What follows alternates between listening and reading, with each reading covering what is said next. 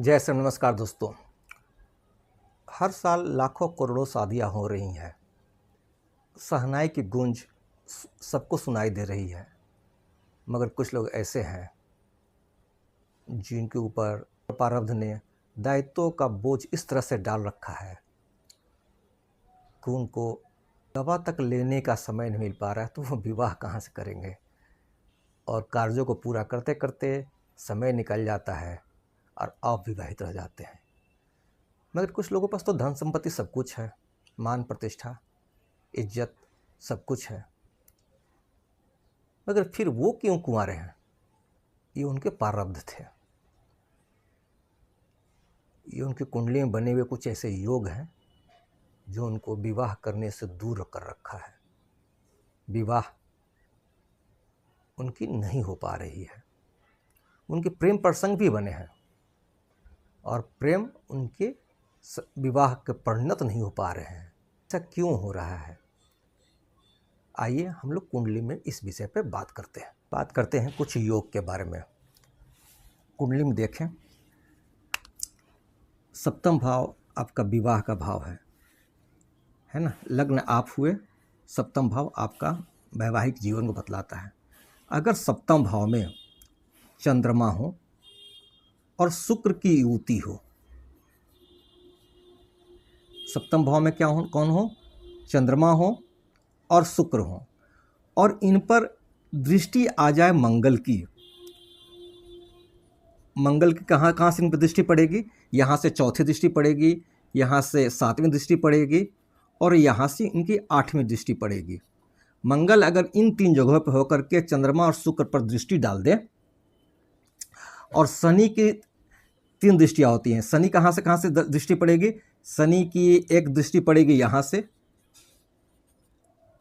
एक पड़ेगी यहाँ से और एक पड़ेगी यहाँ से। समझने की कोशिश कीजिए फिर से। चंद्रमा और शुक्र हो सप्तम भाव में, आपके वैवाहिक जीवन में चंद्रमा और शुक्र की युति हो, और मंगल और शनि की दृष्टि हो इन पर। मंगल यहाँ बैठे हो सकते हैं, यहाँ बैठे हो सकते हैं, यहाँ बैठे हो सकते हैं, चौथी सातवीं आठवीं दृष्टि देखेंगे।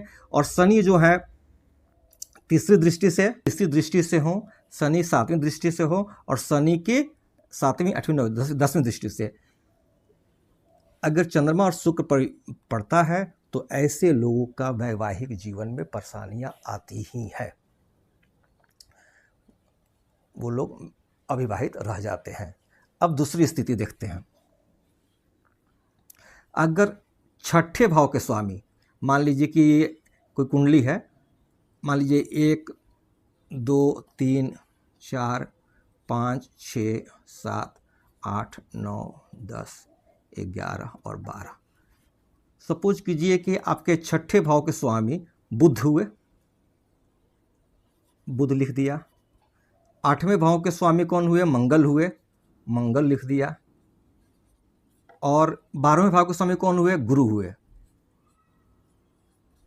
अगर किसी जातक की कुंडली के छठे भाव के स्वामी, आठवें भाव के स्वामी और 12वें भाव के स्वामी सप्तम भाव में बैठ जाएं, तो समझ लीजिए कि ऐसे जातक का विवाह मुश्किल से होगा या नहीं ही होगा। वो जातक अविवाहित ही रह जाएंगे। अब हम बात करते हैं, अगर किसी जातक कुंडली के दूसरे भाव में राहु हो, ठीक है, और मंगल आपके सप्तम भाव में हो, यानी मांगलिक दोष लगा हुआ हो, मंगल सप्तम घर में हो, राहु आपके द्वितीय भाव में हो, और शुक्र जो है नीच होकर के बैठे हो। शुक्र कहाँ नीच हो जाएंगे? शुक्र यहाँ होते हैं, है ना। और शुक्र जो है आपकी कुंडली में कहीं अब सबका अलग होगा, किसी का 2 होगा तो यहाँ पे हो जाएंगे, है ना, किसी का 3 होगा तो यहाँ पे हो जाएंगे। तो जातक के कुंडली में शुक्र नीच के होकर के बैठे हो, तो ऐसा समय भी जातक अविवाहित रह जाता है। करते हैं कि प्रथम लग्न में यहाँ सूर्य हो, मान लीजिए 1 number 2 number 3 number 4 number 5 number 6 number 7 number 8 number 9 number 10 number, 11 number और 12 नंबर। 1 नंबर में सूर्य हो, मंगल जो हैं आपके 4 नंबर की राशि में हो, और शनि जो हैं आपके सप्तम भाव में हो। सूर्य यहाँ क्या हुए, मेष राशि में उच्च के होते हैं, सूर्य यहाँ उच्च के हैं। मंगल यहाँ कहाँ है, कर्क राशि में है, नीच के हैं आपके चतुर्थ भाव। और शनि कहाँ है, आपके सप्तम भाव में है, अपनी उच्च राशि में है, सप्तम भाव पे। सूर्य की यहाँ दृष्टि, मंगल के चौथी दृष्टि आपके सप्तम भाव पे, और सूर्य की सीधी दृष्टि आपके सप्तम भाव पे। चलिए, ऐसे जातक भी अविवाहित ही रहेंगे, है ना। उनका ईगो, उनके सब कुछ जो है उनको अविवाहित ही करके रखेगा। अब हम बात करते हैं कि अगर छठे भाव, आठवें भाव और 12वें भाव में चंद्रमा और बृहस्पति की युति हो, चंद्रमा और बृहस्पति की युति हो तीनों भाव में किसी में भी, किसके किसके, चंद्रमा और बृहस्पति की। कहने के लिए तो यह गज केसरी योग है, बहुत ही अच्छा योग होता है, ये है भी अच्छा योग। मगर यदि यही अच्छाई आपके जो छठे, आठवें और 12वें भाव में चली जाए, और वहां पे जाने के बाद इनमें से कोई भी एक नीच का हो जाए। मान लीजिए चंद्रमा जो है नीच के, चंद्रमा नीच किस राशि में होते हैं, वृश्चिक राशि में होते हैं, मंगल की राशि में होते हैं। 8 नंबर की राशि में चंद्रमा नीच के होते हैं। अगर ये मेष लग्न की कुंडली है तो चंद्रमा यहाँ होंगे, है ना। मिथुन राशि लग्न की कुंडली होगी तो फिर यहाँ पे हो जाएंगे। अगर किसी जातक की कुंडली में छठे भाव, 8वें भाव और 12वें भाव के स्वामी 12वें भाव में चंद्रमा और बृहस्पति की युति हो, और वहां पे चंद्रमा या बृहस्पति नीच के हो जाए, तो फिर वैवाहिक जीवन का सुख नहीं मिलेगा उनको। अब यदि किसी अब यदि किसी जातक की कुंडली में किसी भी भाव में जातक या किसी कुंडली किसी भी भाव में, मान लीजिए यहीं पे बोल देता हूं, सूर्य हो, शुक्र हो, शनि हो, बुध हो, चंद्रमा हो, 5 ग्रह का योग बना हुआ हो, सूर्य का, शुक्र का, शनि का, बुध का एवं चंद्रमा का योग बना हुआ रहेगा, तो ऐसा जातक का भी विवाह नहीं होता है। यदि किसी जातक की कुंडली के सप्तम भाव में राहु हो, शनि हो, मंगल हो और शुक्र हो, यदि किसी जातक की कुंडली के सप्तम भाव में राहु हो, शनि हो, मंगल हो एवं शुक्र हो, तो ऐसे जातक का भी विवाह नहीं होता है। लीजिए एक हम एग्जाम्पल लेते हैं, 2 नंबर वृष लग्न की कुंडली लेते हैं।